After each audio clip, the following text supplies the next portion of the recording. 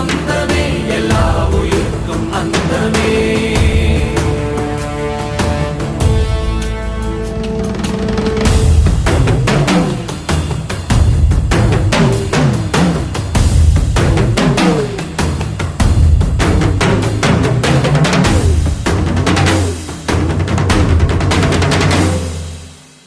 யாரு இவன் கல்ல தூக்கி போறானே, புள்ள போல தோளு மேலே உன்னை தூக்கி போறானே.